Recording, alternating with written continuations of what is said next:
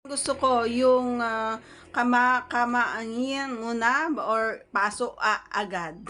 Yan ang ating pag-uusapan ngayon mga idol. But before that, please don't do me a favor. Please do subscribe and click our tiny notification bell so that you'll be updated every time we have a new upload videos. Disclaimer din po, mga videos po natin ay para lamang po sa may bukas ang kaisipan at may malawak na pangunawa. Kung wala po tayo nito, maaari na lamang pong mag-skip at mamili ng mga videos na nararapat para sa inyo.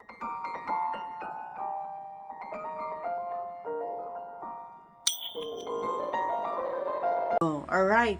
So, sino ba naman ang tao na ayaw? Kasi nga sabi ko sa mga vlogs ko na gustong-gusto ko talaga yung may explore, gusto ko yung malaro, gusto ko yung maraming ayoko yung ano lang, yung diretso pasok lang. Ayoko ng ganon, mga idol. Parang bisita lang din yan, ano. Kapag bago ka lang sa isang bahay, kailangan dahan-dahan ka. Hindi pwede yung biglang pasok ka na lang sa pintuan, no, na hindi mo naman masyadong kaklose yung tao. Ganon. Ganon, 'di ba?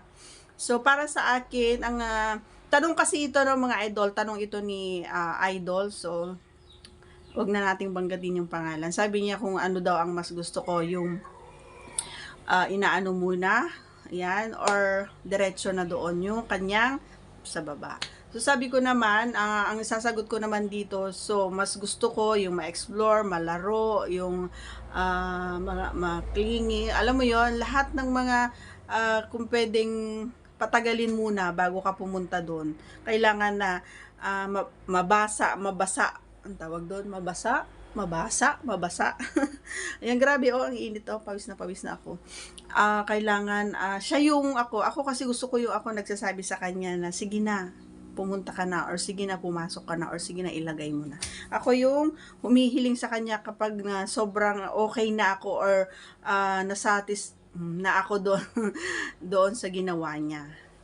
Ako yung mismong humihila sa kanya na, or ako yung mismong kumukuha doon sa kanyang na ilalagay or itutok ko na doon siya. And syempre minsan kung hindi man ganun ang nangyayari, ako na mismo yung pumupunta sa taas, and ako na yung naglalagay, ako na yung nagtatrabaho, at ako na yung nagtatapos din. At syempre, hindi pwede na ako lang yung masaya, dapat parehas kami. And gusto ko palagi na nangyayari ito, dapat parehas kaming masaya. Parehas kaming magsasabi ng, oh, I love you so much, darling.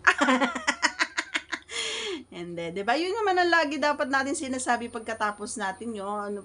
Pagkatapos natin, hindi yung 'di ba? Hindi 'yon. I love you, mahal na mahal kita. Yan yung mga dapat banggitin niyo pagkatapos ninyo. Ang sarap sa pakiramdam para sa mga babae yan. Okay? And hindi yung pagkatapos mo, tinalikuran mo na, natulog ka na, jorlog ka na. Hindi pwede yung ganun, mga idol. Dapat, pagkatapos nyo, yakapin mo siya na mahigpit at sabihin mong, sobrang mahal na mahal kita. Ang sarap sa pakiramdam nun. Baka umisa pa kayo nun. That's all for today's video, mga idol. Once again, if you're not yet connected, please do subscribe and click our tiny notification bell so that you'll be updated every time we have a new upload videos. Thanks for watching, everyone. See you again on our next vlog. Bye!